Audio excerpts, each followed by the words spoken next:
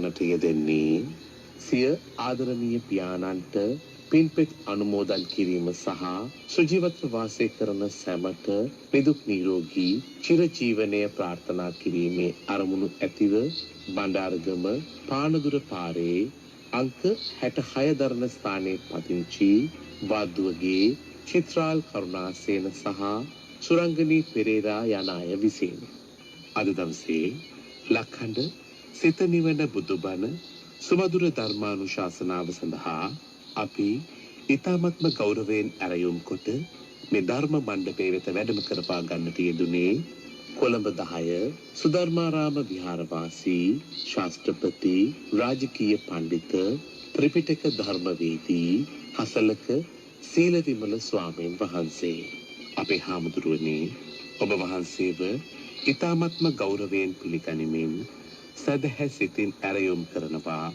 මේ සියලු දෙනා වෙනුවෙන් ලක්හඬ සිත නිවන බුදුබණ සුමధుර ධර්මානුශාසනාව පවත්වන හැටියට අවසරයි අපේ හාමුදුරුවනේ සාදු සාදු සාදු समन्त चक्रवालेषु अत्रा गच्छन्तु देवता सद्धम्मं मुनि राजस् सुनन्तु सग्ग मोक्खदं ධම්මස්සවන කාලෝ අයං බදන්තා ධම්මස්සවන කාලෝ අයං බදන්තා ධම්මස්සවන කාලෝ අයං බදන්තා නමෝ තස්ස භගවතු අරහතු සම්මා සම්බුද්දස්ස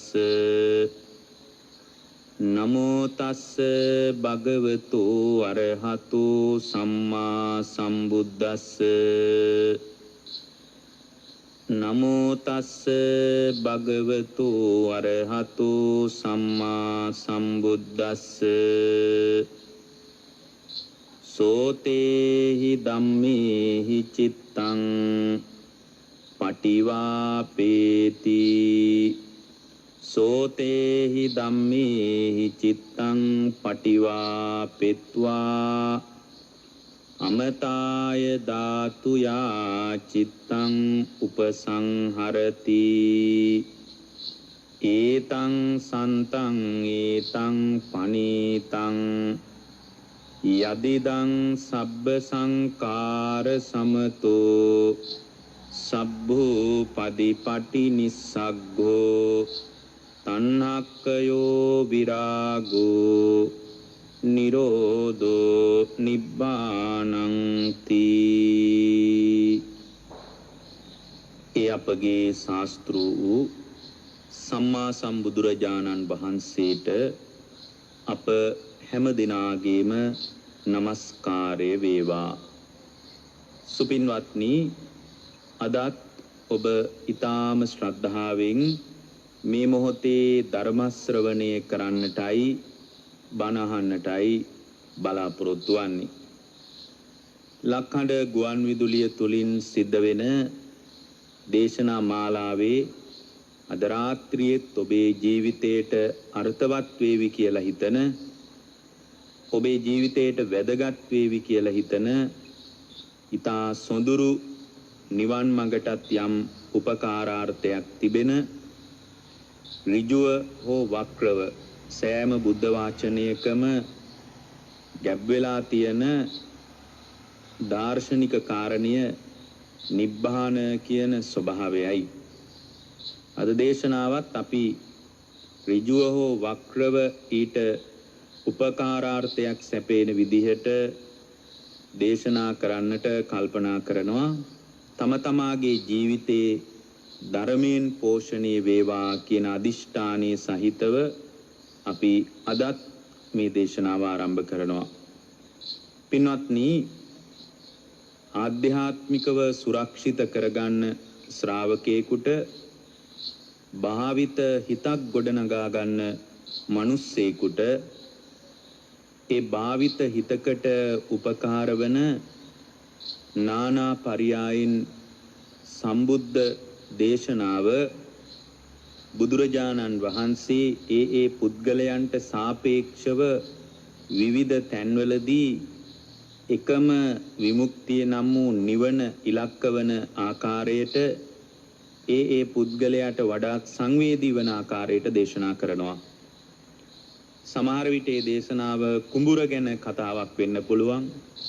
සමහර වෙලාවට වෙළඳාම ගැන කතාවක් වෙන්න පුළුවන්. සමහර වෙලාවට ගවපට්ටියක් බලාගෙන ඉන්න තැනක නම් ඒ ගවපට්ටිය ඉලක්ක කරගෙන කළ දේශනාවක් වෙන්න පුළුවන්. මේ විදියට තම තමාගේ ජීවිතවල දන්නා වඩාත් ප්‍රකටව පවතින පණිවිඩයේ මැසුරු කර ගනිමින් බුදුරජාණන් වහන්සේ ඒ කෙරෙහි ධර්මයේ තියෙන කාරණා ආරෝපණය කරමින් නිවන් මඟ පැහැදිලි කිරීමට උත්සාහවත් වෙච්ච බවක් සූත්‍ර පිටකය පුරාවට බොහෝ තැන්වල සඳහන් වෙනවා.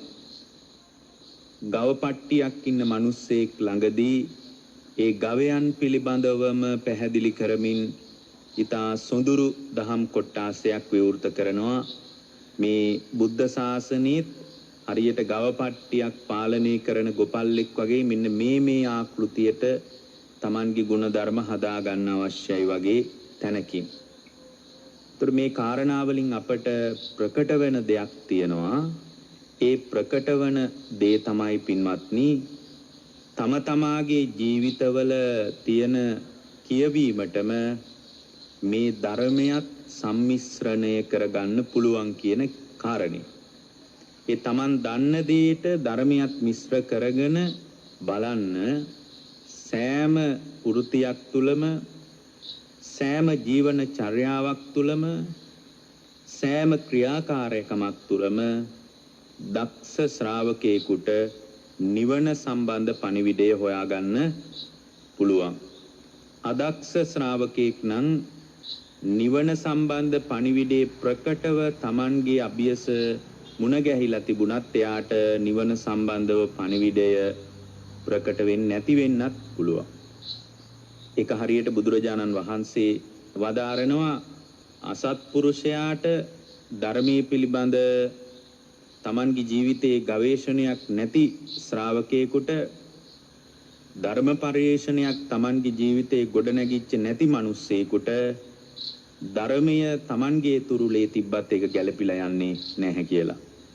එක හාමුදුරුව කෙනෙක් රහතන් වහන්සේ නමක් පින්නපාතේ වඩිනවා. උන්වහන්සේ සමග පිටිපස්සෙන් උන්වහන්සේගේ ගෝල ස්වාමීන් වහන්සේ වඩිනවා. ඒ ගෝල ස්වාමීන් වහන්සේ ටිකක් වයසට ගිහින් පැවිදි ජීවිතයට ආපු කෙනෙක්. වයෝවෘද්ධ පැවිද්දෙක්. ඒතර උන්වහන්සේ දන්නේ නැහැ Tamanගේ ගුරු ස්වාමීන් වහන්සේ රහතන් වහන්සේ නමක් බව. අනිත් කාරණේ තමයි ගුරුවරුත් ඒවා ප්‍රකට කරන්න ගියෙත් නෑ මම රහත් කියලා ඉඟි කරන්න සංඥා කරන්න හඟවන්න ගියේ නෑ. වළඳන විදියෙන් වඩින විදියෙන් කන බොන විදියෙන් මේ පරිහරණය කරන දේවල් වලින් මම රහත්යයි ඉඟි කරන්න උත්සාහ කළෙත් නෑ. ඉඟි කිරීමම රහතන් වහන්සේට අදාළ දෙයක්වත් නෙමෙයි. රහත්යයි සම්මත කෙනෙක් එවැනි ඉඟි ප්‍රකාශ කිරීම තුළම අරහත්වය පිළිබඳ විශාල ප්‍රශ්නාර්ථ ගොඩක් සාමාන්‍ය ශ්‍රාවකයෙකුට ගොඩ නැගෙනවා. ඒකෙන් කියවෙන්නේ අරහත්වයට පත් වුණු කෙනෙක් රහත්භාවය ප්‍රකට කරන්නේ නැහැ කියලා. නමුත් අවංකව රහත් වෙච්ච කෙනෙකුත් රහත්භාවය හෝ සෝතාපන්න භාවය ප්‍රකට කරන්නම පුළුවන්. නමුත් ඒක හුවා දැක්වීමක් මතුවෙච්ච බවක් මේ ස්වාමීන් වහන්සේගේ ජීවිතේ පේන්නේ නැහැ. ඉතින් ඒ යන ගමනේ අර පිටිපස්සෙන් යන ගෝලහාමුදුරුව අහනවා රහතන් වහන්සේලා මොන වගේද කියලා. එතකොට අර ඉදිරියෙන් යන රහතන් වහන්සේ කියනවා පාත්‍ර සිවුරු අරගෙන රහතන් වහන්සේගේ පාපිලිවලින් පිටිපස්සෙන් ආවත් අඥාන කෙනාට ප්‍රඥාව මෝරලා නැති කෙනාට රහතන් වහන්සේ හොයාගන්න අමාරුයි කියලා.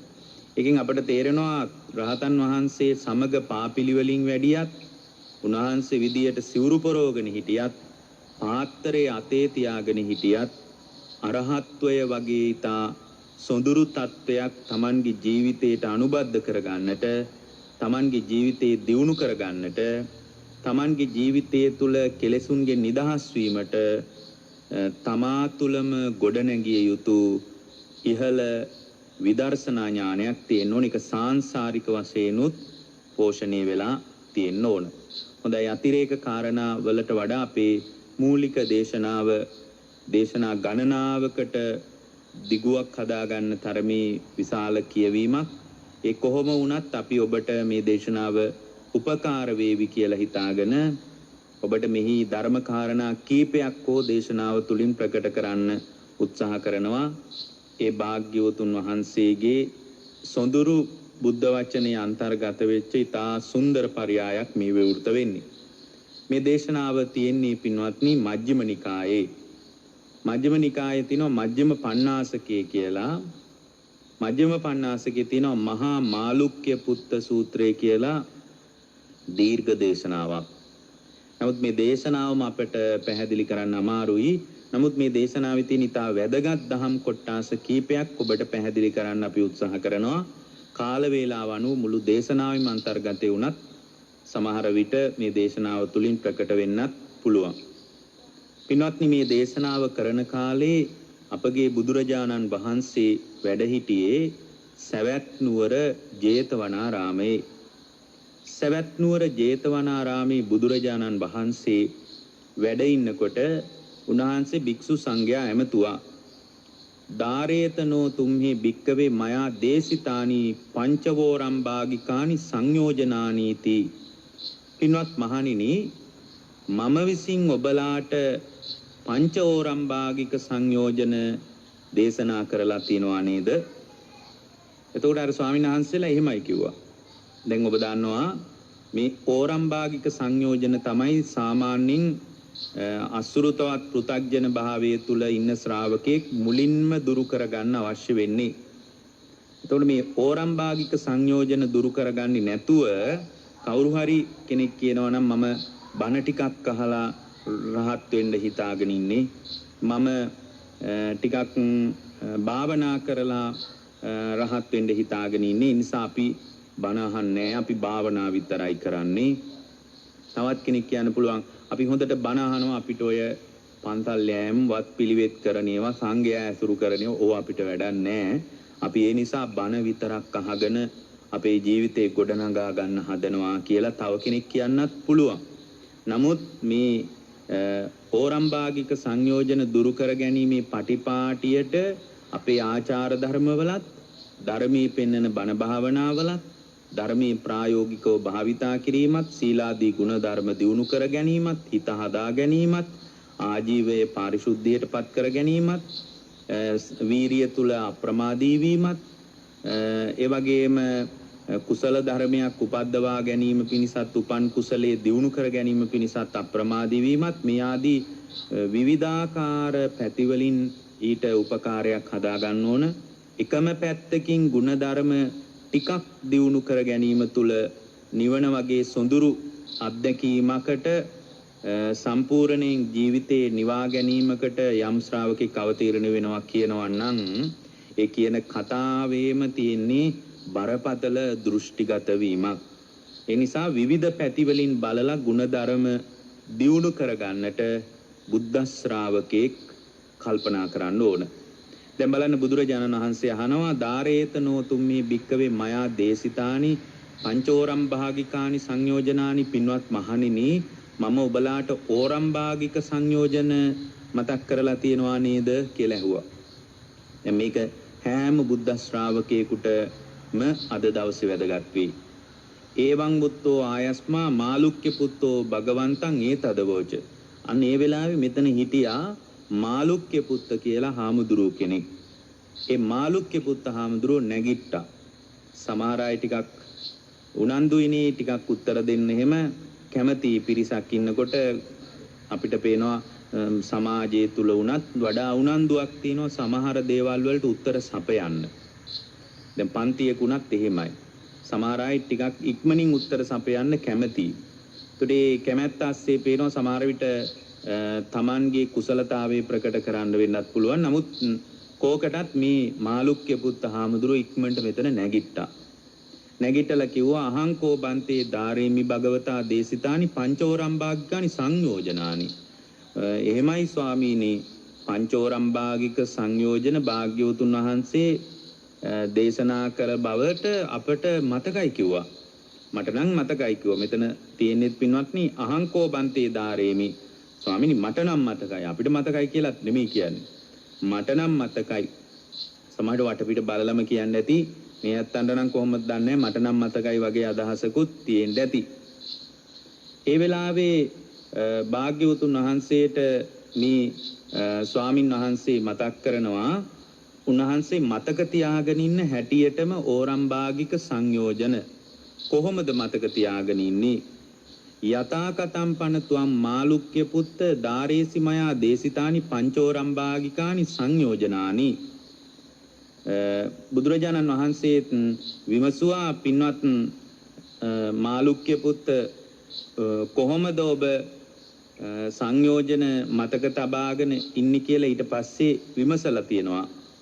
ඒ වෙලාවේ උන්වහන්සේ මතක් කරනවා සක්කාය දිට්ඨින් විචිකිච්ඡංකෝ අහම්බන්තේ භගවතා අවරම්භාගිකානි සංයෝජනානි දේශිතා ධාරේමි.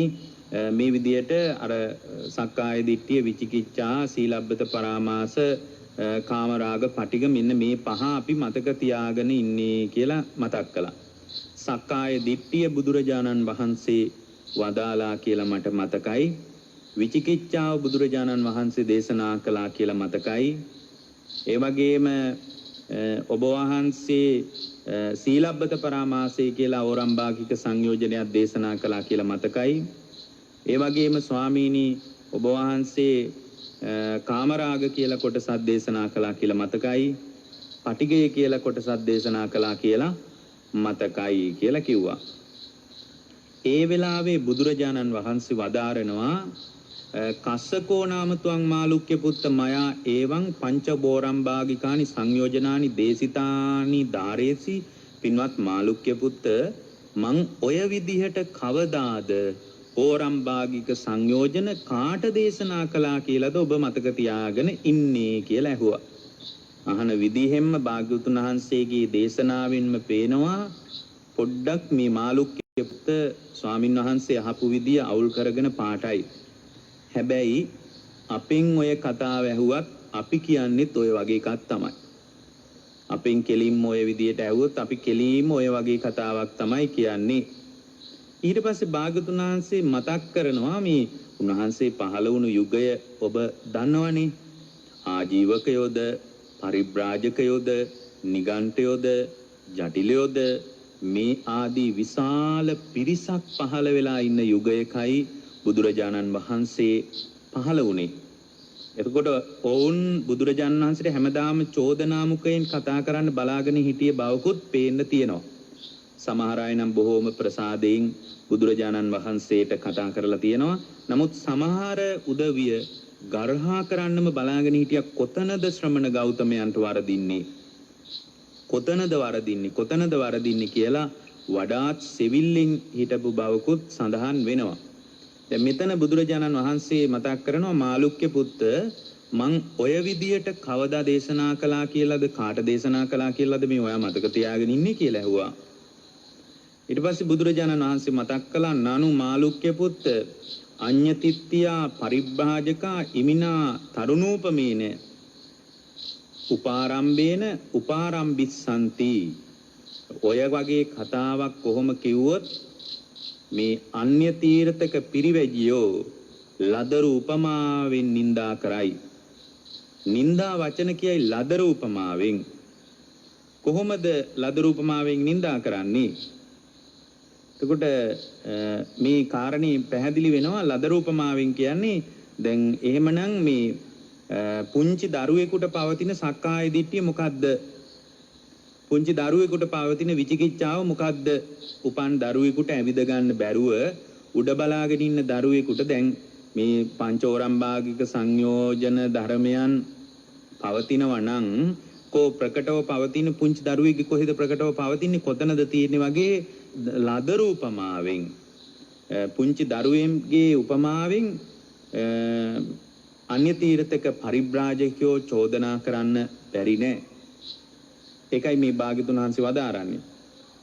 ඊට පස්සේ උන්වහන්සේ ඒ උපමාවෙන් චෝදනා කිරීම පිළිබඳ විවෘතව පැහැදිලි කරනවා. බලන්න කොයිතරම් සියුම්ම මේ මනසේ ඇතිවෙන උපක්ලේශයන් පිළිබඳව අප සරණ ගිය අපගේ බුදුරජාණන් වහන්සේ පැහැදිලි කරලා තියනවාද කියලා මේ මාළුක්‍ය පුත්ත සූත්‍රයෙන්, අතර මේක මහා මාළුක්‍ය පුත්ත සූත්‍රය, මේ මහා මාළුක්‍ය පුත්ත සූත්‍රයෙන් ඊටාම කදිමට පැහැදිලි වෙනවා. සමහර විට මේ දේශනාවම අපිට දේශනා කරන්න බැරි වේවි. නමුත් ඔබට යම් පෙළඹවීමක් වෙන්න පුළුවන් මෙබඳු ඊටා වැදගත් දේශනාවක් නැවත අධ්‍යයනය කිරීමට. කොහොමද ලදරූපමාවෙන් චෝදනා කරන්නේ? දහරස්ස මාළුක්‍ය පුත්ත කුමාරස්ස මන්දස්ස උත්තාන සෙය්‍යකස්ස සක්කායෝති නහෝති. පින්වත් මාළුක්‍ය පුත්ත උඩු අතට උඩ බලාගෙන නිදාගෙන ඉන්න දරුවෙකුට සක්කාය කියන හැඟීමවත් නැහැ කියනවා. මොකද්ද නැත්තේ? සක්කාය කියන හැඟීමවත් මේ පොඩි ළමයෙකුට නැහැ කියනවා, උඩ බලාගෙන ඉන්න ළමයෙකුට. ඒතර සක්කාය කියන හැඟීමවත් පොඩි ළමයෙකුට නැත්තම් කුතෝපනස්ස උපජ්ජිස්සති සක්කාය දිට්ඨි. කොහෙද සක්කාය දිට්ඨියක් කියලා අහනවා. සක්කාය දිට්ඨියක් කොහෙද තියෙන්නේ කියලා අහනවා. අනුසේතිත්වේ වස්ස සක්කාය දිට්ඨානුසයෝ. පින්වත් මාළුක්‍ය පුත්ත පොඩි ළමයෙක්ගේ සක්කාය දිට්ඨිය පවතින්නේ අනුසේ වශයෙන්. දැන් පුංචි ළමයෙක්ගේ සක්කාය දිට්ඨිය නෑ කියලා කියන්න බෑ. මොකද එහෙමනම් පොඩි ළමයෙක් බැරුණාම පිරිනිවන් පාන්න ඕනනේ. ඒතර පුංචි ළමයෙකුට චේතනත් නෑ, කල්පනත් නෑ.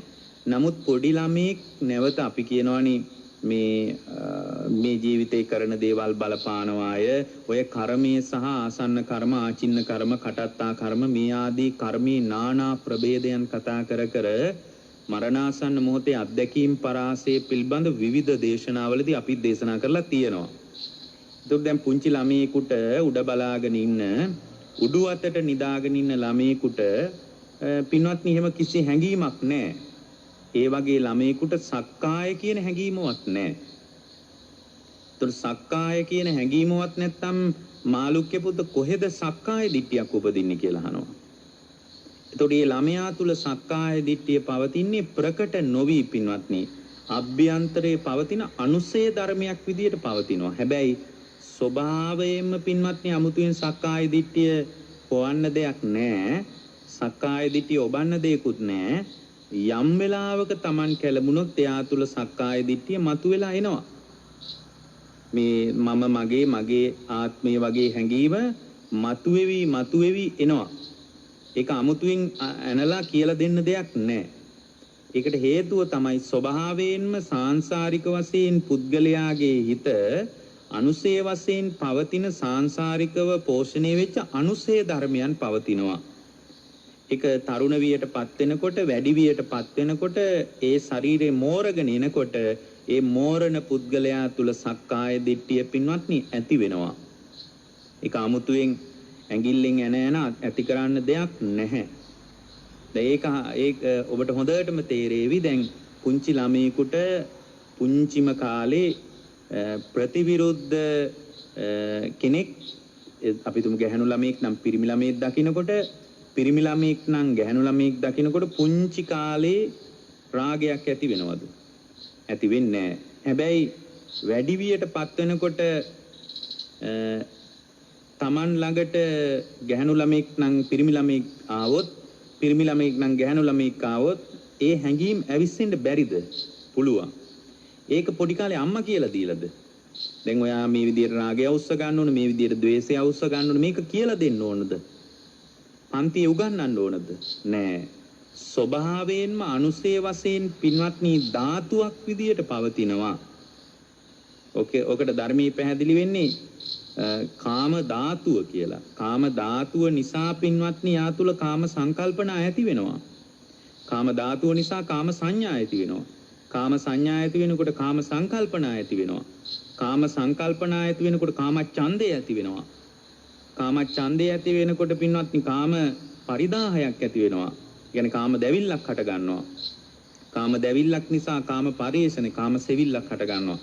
මෙන්න මේ විදිහට ස්වභාවයෙන්ම සාංශාරිකව අනුසයන්ගෙන් පෝෂණය වෙලා තියෙන්නේ. ඒතර පුංචි දරුවෙකුට අනුසය වශයෙන් තමයි මේවා පවතින්නේ. මේවා අමුතුවෙන් ඇති කරන්න ඕන දේවල් නෙමෙයි. දහරස්සෙහි මාළුක්‍ය පුත්ත කුමාරකස්ස මන්දස්ස උත්තාන සෙය්‍යකස්ස ධම්මාතිපි නහෝති. මේ ලාබාල දරුවෙකුට ධර්මයේ කියලා හැඟීමක්වත් නැහැ කියනවා. පුංචි දරුවෙකුට උඩ බලාන අතපය විතරක් හොල්ල හොල්ල ඉන්න පොඩි ළමයෙකුට පින්වත්නි ඒ ළමයාට මේ ධර්මයේ කියලා හැඟීමක්වත් නැහැ. කුතෝපනස්ස uppajjassati ධම්මේසු විචිකිච්ඡා. ධර්මයේ කියන හැඟීමවත් නැත්තම් කොහෙද විචිකිච්ඡාවක් කියලා අහනවා. ඉතින් කෙනෙක් චෝදනා කරන්න පුළුවන් නේම. ඒකට බුදුරජාණන් වහන්සේ විකල්පයේ උත්තරේ විදියට දෙනවා. ඒ විචිකිච්ඡාව පොඩි ළමයෙක් තුල පවතින අනුසය වශයෙන් කියනවා. ඒක අමුතුවෙන් පෝෂණය කරන්න දෙයක් නැහැ. ඒකට අදාළ පරිසරය හැදුනොත් ඒක මතුවෙලා එනවා. බුදුරජාණන් වහන්සේ වදාරනවා දහරස්සෙහි මාළුක්‍ය පුත් කුමාරස්ස මන්දස්ස උත්තාන සෙය්‍යකස්ස සීලාති පින හෝති. උන්වහන්සේ මතක් කරනවා දරුවෙකුට පුංචි කාලේ සීලය කියන හැඟීමක් නැහැ කියනවා. සීලය කියන්නේ මොකක්ද කියලා පොඩි ළමයෙක් දන්නවද? දන්නේ නැහැ. සීලය කියන්නේ මොකක්ද කියලා පුංචි ළමයෙකුට හැඟීමක් අදහසක් නැහැ. එතකොට සීලය කියන හැඟීමවත් පුංචි ළමයෙකුට නැත්තම් පින්වත්නි ඊළඟට උන්වහන්සේ වදාරනවා කුතෝ 50 uppajjissati සීලේසු සීලබ්බත පරාමාසෝ. සීලය කියන හැඟීමවත් පුංචි ළමයෙකුට නැත්තම් කොහෙන්ද අහනවා සීලබ්බත පරාමාසය. ඒ කියන්නේ පොඩි ළමයෙකුට සීලය කියන හැඟීමවත් නැත්තම් ඒ සීලය කියන හැඟීමවත් නැති කෙනෙකුට පින්වත්නි කොහෙන්ද සීලබ්බත පරාමාස? උන්වහන්සේ මතක් කරනවා ඒ සීලබ්බත පරාමාස ස්වභාවයෙන්ම ධාතුවක් විදියට අනුස්සය වශයෙන් පවතින්නේ කියනවා. දහරස්සෙහි මාළුක්‍ය පුත්ත කුමාරස්ස මන්දස්ස උත්තාන සෙය්‍යකස්ස කාමාතිපි නහෝති. පුංචි දරුවෙකුට මාළුක්‍ය පුත්ත කාමයේ කියන හැඟීමවත් නැහැ කියනවා. එතකොට එහෙමනම් එතකොට ඒ ළමයාට කාමච්ඡන්දේ කියලා එකක් කොහෙන්ද උපදින්නේ කියලා අහනවා. එතකොට එහෙම අහන්න පුළුවන් කියනවා. ලදරු උපමාවෙන් අන්‍ය තීර්ථකෙක් අහන්න පුළුවන් කියනවා. එතකොට මතක තියාගන්න කියනවා. ඔහුට කාමච්ඡන්දේ පවතින්නේ අනුස්සය වශයෙන්. මොකද මේ අනුස්සය වශයෙන් පුද්ගලයා තුල පවතින ස්වභාවය විතරක් වුණත් පින්වත්නි නැවත උපතක් කරා යන්න ප්‍රමාණවත්. කල්පනාවත් පින්වත්නි උපාදානයන්වත් ඕලාරික විදියට ගොඩනගාගත් අභ්‍යන්තරික වශයෙන් පරිකල්පනාවත් එහෙමත් නැත්නම් ඕලාරික වශයෙන් ගොඩනැගිච්ච චේතනාවත් තියෙන්න ඕනේ නැහැ. යම් පුද්ගලයෙක්ගේ ජීවිතේ අනුසය විතරක් තිබුණොත් ඒ අනුසය විතරක් තියෙන කෙනත් පින්වත්නි ඒ අනුසය විතරක් වුණත් ඇති නැවත විඥානයේ තවත් තැනක උපද්දවන්න. මේ අනුසය කියන ස්වභාවයේ ගලවලා උදුරලා විනාශ කරලා දාන වැඩපිළිවෙලක් තමයි බුදුරජාණන් වහන්සේ නමක් අපට ඊටාම කරුණාවෙන් පැහැදිලි කරලා දෙන්නේ. දහරස්සෙහි මාළුක්‍ය පුත්ත කුමාරස්ස මන්දස්ස උත්තාන සෙය්‍යකස්ස සත්තාතිපි නහෝති. පින්වත් මාළුක්‍ය පුත්ත මේ පුංචි දරුවෙකුට සත්ව කියලා හැඟීමක් නැහැ කියනවා. මේ සත්වයේක් පුද්ගලයෙක් කියලා හැඟීමක් නැහැ කියනවා. එහෙව් එකේ මාළුක්‍ය පුත්ත ඔහුට මේ සත්වයා කෙරෙහි උපදින ව්‍යාපාදයක් උපදින්නේ කොහොමද අහනවා. බුදුරජාණන් වහන්සේ වදාරනවා ව්‍යාපාදේ පවතින්නේ ප්‍රකට නොවි කියනවා. අභ්‍යන්තරිකව පවතින දෙයක් කියනවා. ඒකට කියන්නේ අනුසය හැටියට පවතිනවා කියලා. ඊට පස්සේ භාග්‍යවතුන් වහන්සේ ඉදිරියේ මෙතන ආනන්ද ස්වාමින් වහන්සේත් වැඩ ඉඳලා තියෙනවා. ආනන්ද ස්වාමීන් වහන්සේ මේ පිළිබඳ විස්තරයක් කරන ලෙස ඉල්ලා සිටිනවා. ඒ වෙලාවේ බුදුරජාණන් වහන්සේ අර සමස්ත සංඝයාම අමතලා පින්වත් මහණෙනි එහෙනම් අහගන්න තං සුනාත හොඳට අහන්න සාදුකං මනසිකරෝත හොඳට මනසිකාරය කරන්න වාසිස්සාමීති මම දේශනා කරන්නම් කියලයි මේ දේශනාව ආරම්භ වෙන්නේ. ඉතින් මේ දේශනාව තවදුරටත් ඉස්සරහට බොහොම ලස්සන දහම් කොටාස ගොඩක් පැහැදිලි වෙනවා.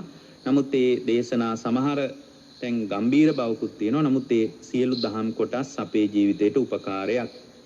පින්වත්නි බුදුරජාණන් වහන්සේ මතක් කරනවා මේ අසෘතවත් පෘථග්ජනයා තුල ඒ කියන්නේ ආර්ය ධර්මයට දක්ෂ නැති අරිය ධම්මස්ස අකෝවිදෝ අරිය ධම්මෝ අවිනීතෝ ආර්ය ධර්මයට දක්ෂ නැති ආර්ය ධර්මයේ තුල හික්මීමක් නැති අසප්පුරිසානං අදස්සාවි අසප්පුරිස ධම්මස්ස අකෝවිදෝ අසප්පුරිස ධම්මෝ අවිනීතෝ අසත්පුරුෂ ධර්මයට දක්ෂ අසත්පුරුෂයා සමගම භජනයේ තියෙන අසත්පුරුෂයා එක්කම ගනුදෙනු කරන. ඒ කියන්නේ යාට මේ ධර්මයේ ගැන වගේ වගක් නැහැ. මොකද මේ ධර්මයේ තියෙන සත්පුරුෂයා වෙනුවෙන් සත්පුරුෂයා හරහායි මේ ධර්මයේ ඔබේ නෙත ගැටෙන්නේ කනට වැටෙන්නේ. බුදුරජාණන් වහන්සේ වදාරනවා එවැනි පෘථග්ජන භාවයට පත්වෙච්ච කෙනෙක් මේ සක්කාය දිට්ඨිය හාත්පසම වැළඳගෙන ඉන්නේ කියනවා. බුදුරජාණන් වහන්සේ වදාරනවා සක්කාය දිට්ඨි පරියුට්ඨීතේන චේතසා විහෙරති. සක්කාය දිට්ඨිය හාත්පසින්ම වැළඳගෙන ඉන්නේ කියනවා.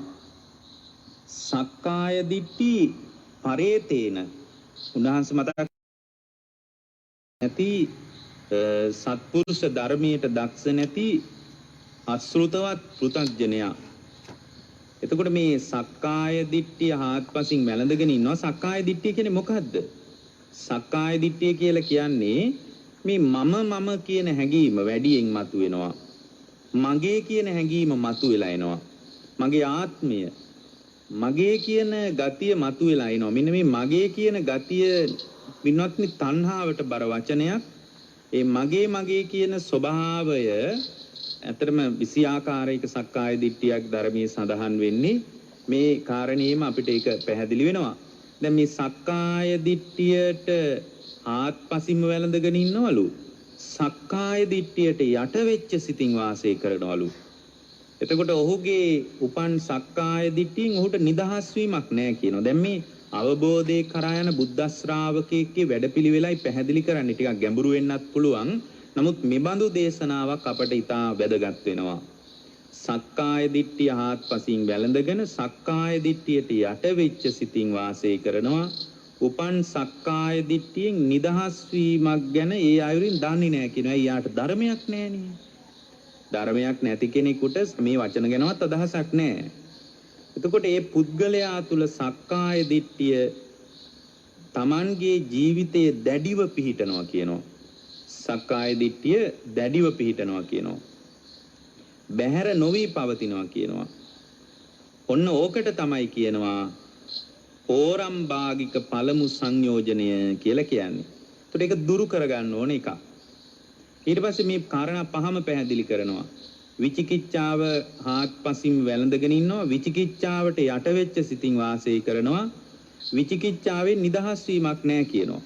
මොකද යා නිදහස් වෙන ක්‍රමයක් දන්නේ නැහැ කියනවා. මොකද ධර්මයක් තුලින්නේ නිදහස් වීමේ පටිපාටියක් විවෘත වෙන්නේ. ඒතකොට විචිකිච්ඡාව තුල දැඩිව පිහිටලා ඉන්නවා කියනවා. බැහැර නොවි ඉන්නවා කියන එක දෙවෙනි සංයෝජනය කියනවා. ඔය විදියට සීලබ්බත පරාමාස පිළිබඳවත් කාමරාගයේ පිළිබඳවත් පටිගයේ පිළිබඳවත් බුදුරජාණන් වහන්සේ පැහැදිලි කරනවා. සක්කාය දිට්ඨි විචිකිච්ඡා සීලබ්බත පරාමාස මේ කාරණා පිළිබඳ භාග්‍යවතුන් වහන්සේ පැහැදිලි කරනවා.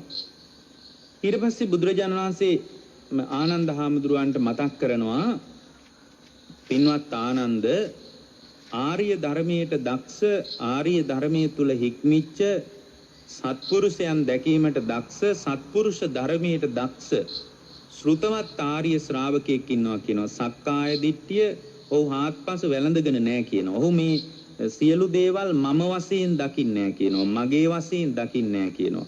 මගේ ආත්මීය විදියට දකින්නේ නැහැ කියනවා. මේ සියලු දේවල් සකස් වුණු දෙයක් විදියටයි ඔහු දකින්නේ. දැන් අපිට සකස් විදියට දකින්න බැරි නම් අපි ඉන්නේ අසෘතවත් පෘථග්ජන භාවයේ තමයි. මේ සියල්ල මගේ වසඟේ තියන්න පුළුවන්. මේ සියල්ලම මට අයිති දේවල්, මගේ දුව, මගේ පුතා, මගේ ගෙදර, මගේ කාර් එක, මගේ කියන හැඟීමම හැම වෙලාවෙම හැපි වෙනවා නම් මේ සියල්ල සකස් වෙච්ච දෙයක්. මේ සියල්ල තුලම විපරිණාමයක් පවතිනවා, වෙනස් වීමක් පවතිනවා. මේ සියල්ලම මගේ වසඟේ පවත්වන්න බැරි ස්වභාවයක් පවතිනවා කියන හීනියටවත් ටිකක්වත් ඊතා පුංචි දැක්මක්වත් යම් ශ්‍රාවකයෙකුට හදාගන්න බැරි නම් ඒ හදාගන්න බැරි ශ්‍රාවකයා අසෘතවත් පුතග්ජනයි. ඔහුට උවමනාවක්වත් නැහැ ධර්මී ගැන අවබෝධයක් හදාගන්න. ඔහු කොච්චර බුද්ධ පූජා තිබ්බත්, බෝධි පූජා තිබ්බත්, මල් පහන් පූජා කළත් එයා සැබෑ බුද්ධ ශ්‍රාවක භාවයකට එන්න යාට අමාරුයි. දැන් මේ පුද්ගලයා සත්පුරුෂ ධර්මයට දක්ෂයි. ඒ නිසා හාත්පස සක්කාය දිට්ඨිය වැළඳගෙන නැහැ. සක්කාය දිට්ඨියට යට වෙලා නැහැ. උපන් සක්කාය දිට්ඨියෙන් නිදහස් වීම ගැන ඒ ආයුරින්ම යා දන්නවා. එතකොට ඔහු තුල තියෙන සක්කාය දිට්ඨිය අනුසය සහිතවම ප්‍රහාණය වෙලා යනවා කියනවා. එහෙනම් මේ පළවෙනියෙන්ම මේ ආශ්‍රව ධර්ම දකින්න ඕන පින්වත්නි. ඊළඟ වැදගත්ම කාරණේ තමයි පින්වත්නි මේ සංයෝජන ධර්ම වලින් තමයි අපිව සංසාරෙට ගැට ගහලා තියෙන්නේ. ක්‍රමානුකූලව මේ ගැට ටික ලියා ගන්නටයි අපිට තුල කුසලතාවයක් කැමැත්තක් හදාගන්න අවශ්‍ය වෙන්නේ.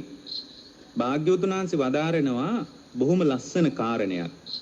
යෝ ආනන්ද මග්ගෝයා පටිපදා පච්චන්නං ඕරම්භාගිකානං සංයෝජනානම් පහනාය තම් මග්ගන්තම් පටිපදා අනාගම්ම පංච ඕරම්භාගිකානී සංයෝජනානි. උන්වහන්සේ වදාරනවා පින්වත් ආනන්ද මේ පංච ඕරම්භාගික සංයෝජන ප්‍රහාණය වීමට යම් මාර්ගයක් තියෙනවා නම් ඒක භාගතුන් වහන්සේ දේශනා කරලා තියෙන්නේ කියනවා. ඒ මාර්ගය තමයි ආර්ය අෂ්ටාංගික මාර්ගය. සෑම කෙනෙක්ගේම ප්‍රතිපදාවයි මේ භාගතුන් වහන්සේ වදාළේ. ඒකට මේ ප්‍රතිපදාව අනුගමනය නොකොට පංචෝරම්භාගික සංයෝජන දන්නේ නැතුව, දැනගන්නේ නැතුව කවුරු හරි කෙනෙක් හිතනවා නම් මම සෝවාන් වෙනවා, මම සකදාගාමි වෙනවා කියනවා නම් පින්වත් ආනන්ද ඒක වෙන්න බැරි දෙයක් කියනවා. එතකොට අපිට තේරෙනවා එහෙමනම් අපිට මේ කාරණා ගැන දැන ගැනීමකින් තොරව මේ නිවන ගැන කතා කරගන්න බෑ කියන එක. මේ දේශනාව ටිකක් ගැඹුරුයි තමයි මම මේ වඩාත් සරලව ඔබට කියලා දුන්නාට. පින්වත්නි මේ කාරණා ගැන දන්නේ නැතුව අපේ ඔළුවේ නිතරම වැඩ කරන්නේ මේ බුදු පහන තියෙන එක, පැන්වීදුරුවක් පූජා කරන එක, මේ වගේ අපේ සාම්ප්‍රදායික වත්පිළිවෙත් ටික ගැන නම් අපේ ඔළුව නිතරම වැඩ කරන්නේ. එවැනි ශ්‍රාවකෙක් නිවන පිළිබඳවත් අදහසක් තියෙන්න පුළුවන්. නමුත් අදහසක් තිබ්බට වැඩක් නැහැ. මේ ඕරම්භාගික සංයෝජන කියන දේවල් ගැන අදහසක් නැත්තම්, දන්නේ නැත්තම්, මේක දුරු කරන ප්‍රතිපදාව දන්නේ නැත්තම් පින්වත් මහණෙනි මේ නිවන කියලා දෙයක් අත්දකින්න ලැබෙන්නේ නැහැ කියනවා. ඒක හරියට උපමාවකින් බුදුරජාණන් වහන්සේ වදාරනවා. කොහොමද? අරටුවක් තියෙන ගහක් තියෙනවා කියනවා. ඒ අරටුව තියෙන ගහ ළඟට මිනිහෙක් ඇවිල්ලා කල්පනා කරනවලු මේ ගහේ පොත්ත සිඳින්නෙත් නැතුව, මේ එළය සිඳින්නෙත් නැතුව සම්පූර්ණයෙන් මම අරටුව ගන්නවා කියලා හිතනවා නම් ඒක කවදාවත් ඒ මිනිස්සයාට කරගන්න බැරි වැඩක් කියනවා. එයාට කවදාවත් අරටුව ගන්න බෑ කියනවා. බුදුරජාණන් වහන්සේ වදාරනවා පින්වත් ආනන්ද අරටුව ඇති ගහක අරටුවෙන් ප්‍රයෝජනයක් ගන්න මිනිස්සෙක් මුලින්ම පොත්ත සිඳින්න ඕන කියනවා. ඊට පස්සේ අරටුවෙන් ප්‍රයෝජනයක් තියෙන මිනිස්සෙක් ඊළඟට එළය සිඳින්න ඕන කියනවා. ඊට පස්සේ තමයි අරටුව හම්බ වෙන්නේ කියනවා.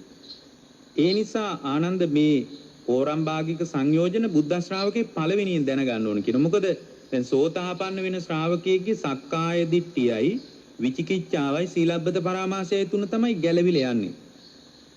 ඇත්තටම සක්කාය දිට්ඨියයි විචිකිච්ඡාවයි සීලබ්බත පරාමාසයයි දුරු වෙනකොට මෙයා සෝතාපන්නයි. ඒතර මේ සෝතාපන්න වෙන්නේ නැතුව සමහර අය හිතන එකපාරම මේ අරහත්වේ කියන එක නිකන් අහසින් පහත් වෙනවා වගේ එකක් හම්බ වෙනවා කියලා. ඒතර එහෙම එකක් පින්වත්නි කවදාවත් අත්දකින්න ලැබෙන්නේ නැහැ. මේක ක්‍රමානුකූලව ප්‍රතිපදාවක් විදියට පුහුණු කරගෙන යන ශ්‍රාවකයටයි හම්බෙන්නේ. අරටුව හොයා ගන්නවනේ එකපාර අරටුව ගන්න බෑ. ඉස්සෙල්ලා පොත්ත සිඳින්න ඕන. ඊට පස්සේ එළය සිඳින්න ඕන. ඊට පස්සේ තමයි යාට අරටුව හොයාගෙන අරටුවෙන් ප්‍රයෝජනයක් ගන්න පුළුවන් වෙන්නේ. ඊට පස්සේ භාගතුන්ස් තවත් උපමාවක් කියනවා.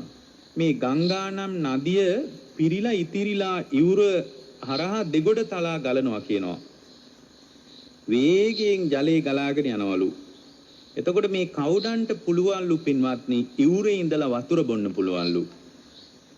එතකොට ඒ ඉවුරේ ඉඳලා වතුර බොන්න පුළුවන් තරමටම ගංගානම් ගඟ දෙගොඩ තලා ගලාගෙන යනවා කියනවා. එතකොට මේ දුර්වල මිනිස්සෙක් ඇවිල්ලා කියනවලු ඔන්න බලන්න මම මේ සැඩපහර කපාගෙන සිඳගෙන සුවසේ එතරට යනවා කියලා කියනවලු. පින්වත් ආනන්ද අන්න ඒ වගේ සක්කාය නිරෝධයේ පිණිස ධර්මයක් දේශනා කරන විට යම් ශ්‍රාවකෙක් ඒ වැඩපිළිවෙලට ප්‍රතිපදාවට බැසගන්නේ නැත්නම් ඒක නිරුද්ධ කරන ප්‍රතිපදාව තමයි ආර්ය අෂ්ටාංගික මාර්ගය.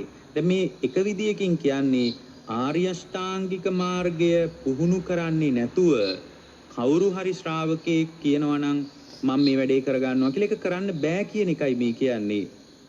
ඒතර දුර්වල මිනිස්සෙක් දෙගොඩ තරා ගලාගෙන යන ගංගානම් නදිය ළඟට ඇවිල්ලා කියනවලු මම අතපය ගහගෙන මේ සැඩපහර කපාගෙන ගඟෙන් ඉගොඩ වෙනවා කියනවා නම් පින්වත් ආනන්ද ඒක වෙන්න බැරි දෙයක් කියනවා. අන්න ඒ වගේ බුද්ධ ශ්‍රාවකයාටත් ඒ විදිහේ වැඩපිළිවෙලක් තියෙන කියනවා. එතන මේ ප්‍රතිපදාව අනුගමනය කරන ශ්‍රාවකයෙකුට තමයි සංයෝජන ධර්ම ප්‍රහාණය කරගන්න ලැබෙන්නේ. බුදුරජාණන් වහන්සේ ඊළඟට වදාරනවා පින්වත් ආනන්ද පංච ඕරම්භාගික සංයෝජනයන්ගේ හේතු වන මාර්ගය කුමක්ද?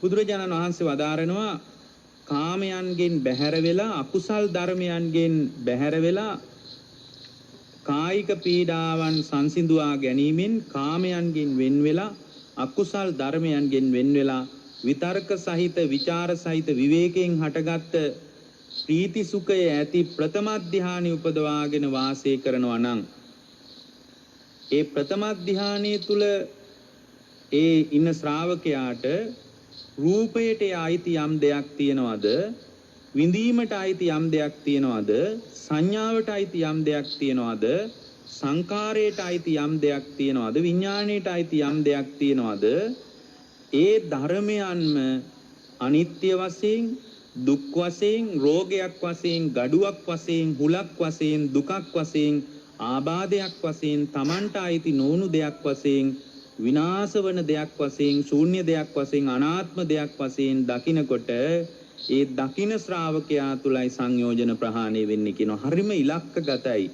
යම් කෙනෙකුට නොතේරෙන්නත් පුළුවන්. මේ කියන්නේ පින්වත්නි යම් ශ්‍රාවකෙක් භාවනාවෙන් වාසය කරමින් මේ අපේ ජීවිතේ ක්‍රියාත්මක වෙන්නේ ස්කන්ධ පංචකයක්. රූප වේදනා සංඥා සංකාර විඥාන. මේකට කියනවා පංචස්කන්ධය කියලා. ඒතර මේ අපි තුල පංචස්කන්ධයක් තමයි හැම වෙලාවකම හටගන්නේ හැම වෙලාවකම නිරුද්ධ වෙලා යන්නේ. ඒතර පංචස්කන්ධ ධර්මයක් හට ගන්නවා හටගෙන නිරුද්ධ වෙලා යනවා. මේ හැම කෙනෙක් තුලම මේ ක්‍රියාවලිය වෙනවා. ඒ නිසා බුදුරජාණන් වහන්සේ විවිධ විදියෙන් දුක පැහැදිලි කරගෙන ගිහින් අවසානයේ කියනවා මහණෙනි සංකිට්ඨේන පංච උපාදානස්කන්ධා දුක්ඛා කියලා. මහණෙනි සංක්ෂිප්ත වශයෙන් පංච උපාදානස්කන්ධයයි දුක කියලා. දැන් භාගතුන් වහන්සේ මෙතනදී පැහැදිලි කරනවා යම් කෙනෙක් භාවනාවෙන් නැගිටලා පළවෙනි ධ්‍යානයේ වගේ තැනක හිත උපදවාගෙන දැන් ගොඩක් දෙනෙක් කියනවා නේද භාවනාව ඕනේ නැහැ කියලා. භාවනාවක් නැතුව නිවන් දකින්න විදියක් නැහැ. දැන් මේ දේශනා ඉලක්කගතව පැහැදිලි කරලා තියෙනවා.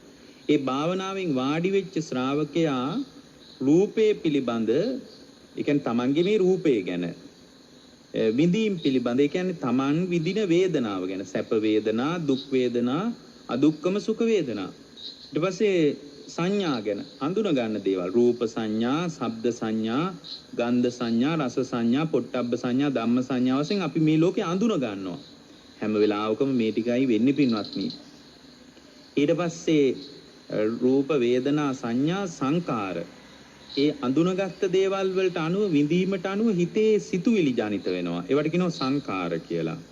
විඥානය කියන්නේ විශේෂයෙන් දැනගන්න ලක්ෂණයක්, විඥානන ලක්ෂණයක් තියෙනවා. මෙන්න මේ ටික තමයි අපේ ජීවිතය තුළ ගැඹුරින් බලනකොට හැම වෙලාවකම ක්‍රියාත්මක වෙන්නේ. ඇත්තටම අතීතය ගැන කතා කළත් අතීතේ මොන අත්දැකීමක් ගැන කතා කළත් එක්ක රූපේ ගැන හරි එක්ක විඳපු දෙයක් ගැන හරි එක්ක සංඥාවක් අඳුරගත්ත දෙයක් හරි එක්ක හිතේ ඇති වෙච්ච සිතුවිලි ටිකක් හරි ඕවා තමයි කල්පනා කරගන්න වෙන්නේ. ඒ කියන්නේ හැම වෙලාවකම පංචස්කන්ධ ධර්මයක් තමයි අපේ අත්දැකීම් පරාසය තුල හටගෙන නිරුද්ධ වීමක් සිද්ධ වෙන්නේ. බුදුරජාණන් වහන්සේ වදාරනවා ඉලක්කගතව මේ සංයෝජන දුරු කරගන්න ශ්‍රාවකෙක් කොහොමද Tamanගේ පරිකල්පනය හදාගන්න ඕන කියලා. උන්වහන්සේ වදාරනවා තේ ධම්මේ අනිච්චතෝ දුක්ඛතෝ රෝගතෝ ගණ්ඩතෝ සල්ලතෝ අගතෝ ආබාධතෝ පරතෝ පලක්කතෝ ශුඤ්ඤතෝ අනත්තතෝ සමනුපස්සති. එතකොට මේ පංචස්කන්ධයම යම් ශ්‍රාවකෙක් අනිත්‍ය වශයෙන් දුකක් වශයෙන් රෝගයක් වශයෙන් ගඩක් වශයෙන් හුලක් වශයෙන් දුකක් වශයෙන් ආබාධයක් වශයෙන් Tamanට ආයති නොවනු දෙයක් වශයෙන් විනාශ වන දෙයක් වශයෙන් ශූන්‍ය දෙයක් ගණ්ඩ හරයක් නැති දෙයක් වශයෙන් අනාත්ම දෙයක් මගේ වශයෙන් තියාගන්න බැරි දෙයක් වශයෙන් දැක්කොත් අනේ දකින ශ්‍රාවකයා තුල තමයි සංයෝජන ප්‍රහාණය වෙන්නේ කියලා භාග්‍යවතුන් වහන්සේ වදාලා. ඒතර මෙන්න මේ විදියට දකින ශ්‍රාවකයා තුල පින්වත්නි සංස්කාරයන්ගේ සංසිඳීමක් ඇති වෙනවා කියනවා. කෙලෙසුන්ගේ දුරුවීමක් අත්දකින්න ලැබෙනවා කියනවා. තණ්හාවේ ක්ෂය වීමක් අත්දකින්න ලැබෙනවා කියනවා. මේ පංචස්කන්ධ ලෝකයේ කෙරෙහි හිතේ නොයල්මක් හට ගන්නවා කියනවා. තණ්හාවේ නිරුද්ධ වීමක් අත්දකින්න ලැබෙනවා කියනවා. යම් කිසි නිවීමක් ඇද්ද මෙයයි ශාන්ත මෙයයි ප්‍රණීත කියලා යම් කෙනෙක්ගේ ජීවිතයේ අමෘත ධාතුවේ හිත පිහිටවනවා කියනවා. ඒ අමෘත ධාතුවේ හිත පිහිටියාට පස්සේ එයාගේ හිත සම්පූර්ණයෙන් ආශ්‍රවයන්ගෙන් හිත නිදහස් වෙනවා කියනවා. ආශ්‍රවයන්ගෙන් සම්පූර්ණ නිදහස් කියලා කියන්නේ අරහත්වයයි. එහෙමනම් අරහත්වයේ පිනිස ඍජු වැඩපිළිවෙල තමයි පංචස්කන්ධ ලෝකය. ඒ කියන්නේ ඔබේ පංචස්කන්ධේ රූපය, වේදනාව, සංඥාව, සංකාරය, විඥානය කියන පංචස්කන්ධයම අනිත්‍ය වශයෙන්, දුකක් වශයෙන්, ගඩක් වශයෙන්, හුලක් වශයෙන්, දුකක් වශයෙන්, ආබාධයක් වශයෙන්, තමන්ට අයිති නොවුණු දෙයක් වශයෙන්, විනාශ වන දෙයක් වශයෙන්, ශූන්‍ය දෙයක් වශයෙන්, අනාත්ම දෙයක් වශයෙන් තමන්ගේ දැක්ම හදා ගැනීම.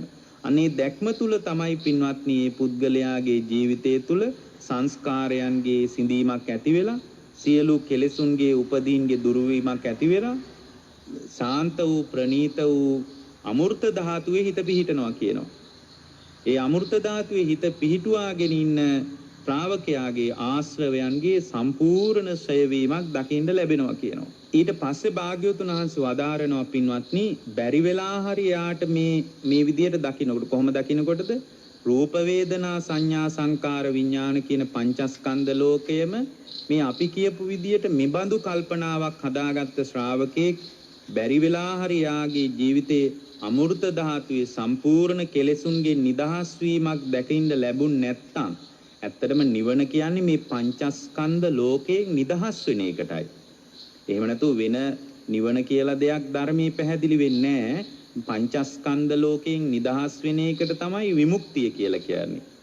බැරි වෙලා හරි මේ අනිත්‍ය වශයෙන් දුකක් වශයෙන් රෝගයක් ගඩක් වශයෙන් අනිත්‍ය දෙයක් ශූන්‍ය දෙයක් මේ විදිහට මේ පංචස්කන්ධ ලෝකයේ පිළිබඳ නිතර භාවනාව තුල පිහිටා ඉන්න ශ්‍රාවකෙක් කල්පනා කරනකොට ඒ කල්පනා කරන ශ්‍රාවකෙක් පින්වත්නි හිතන්න බැරි වෙලා හරි යාට නිවනටපත් වෙන්න බැරි වුණා කියලා.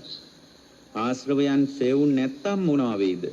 එහෙම නොවුනොත් පින්වත්නි ඒකාන්ත වශයෙන් පංචෝරම් භාගික සංයෝජන ක්ෂය වෙලා යනවා කියනවා. දැන් ඉස්සෙල්ලා කිව්වේ 10ම ක්ෂය වෙනවා කියලා. මොකද දස සංයෝජනම් ප්‍රහාණය කරන්න ඕනේ නිවනටපත් වෙන්න. දැන් මෙතන පැහැදිලි කරනවා බැරි වෙලා හරි ඒ 10ම ප්‍රහාණය වුනේ නැත්නම් ඒකාන්ත වශයෙන් 5ක් ප්‍රහාණය වෙනවා කියනවා. ඒ 5ක් සංයෝජන ප්‍රහාණය වුණොත් අපි මේ කතා කරපු සංයෝජන 5 ප්‍රහාණය වුණොත් ඒකාන්ත වශයෙන් ඕපපාතිකව සුද්ධාවාස ලෝකේ උපදිනවා කියනවා. පෙරලා නොයන සුළු ස්වභාවයෙන්ම එයාගේ ජීවිතේ හමාර වෙනවා කියන එක. කියන්නේ එතනින්ම පිරිනිවන් පානවා. එහෙමනම් එයා මොනවාද වෙලා තියෙන්නේ? ඒකාන්ත වශයෙන්ම අනාගාමී වෙලා. ඇත්තට මේ දේශනාව බොහොම දීර්ඝ, ඊටාම වැදගත් නිවන සම්බන්ධ ඉලක්කගත දේශනාවක්. ඉතින් මේ විදිහට කල්පනා කරන ශ්‍රාවකෙක් තුල ඒකාන්ත වශයෙන් මේ සංයෝජන ධර්මයන් ප්‍රහාණය වීම අත්දකින්න පුළුවන්. මොන ශ්‍රාවකෙක් තුලද? තමන්ගේ පංචස්කන්ධ ලෝකය අනිත්‍ය වශයෙන්, දුකක් වශයෙන්, හුලක් වශයෙන්, ගඩක් වශයෙන් ආදී වශයෙන් භාවනාවෙන් කල්පනා කිරීම තුලයි. එතකොට යාට ඒකාන්ත වශයෙන් සංයෝජන 10ම ප්‍රහාණය කළ රහත් වෙන්න බැරි වුණොත් එහෙම ඒ වගේ කෙනෙක් ඒකාන්ත වශයෙන් ඒත් අනාගාමි තත්වයටවත් පත් වෙනවා කියන එකයි භාග්‍යවතුන් වහන්සේ වදාළේ. එතකොට මේක ඉලක්කගතව පැහැදිලි කරපු නිවන් මඟ සම්බන්ධව දේශනාවක්. එතකොට මේ දේශනාවේ තවත් බොහෝ අන්තර්ගතයන් තියෙනවා. ඒ අන්තර්ගතයන් පිළිබඳ වඩාත් ගවේෂණය කිරීම පිණිස මේ පැහැදිලි කරපු දේශනාවේ කොටස් සම්පූර්ණ දේශනාව කතා නොකලත් මේ පැහැදිලි කරමු ධර්ම කොටාසයන් ඔබ හැම දිනාගේම ජීවිතයට උපකාර වේවා, හේතු වේවා, වාසනා වේවා කියන අදිෂ්ඨානෙන් අපි ධර්ම දේශනාව හමාර කරනවා. ඔබ හැම දිනාගේම ජීවිතයට ධර්මාවලෝකය පහළ වේවා, ජීවිත අවබෝධය ඇති වේවා. ඔබ හැම දිනාටම තෙරුවන් සරණයි.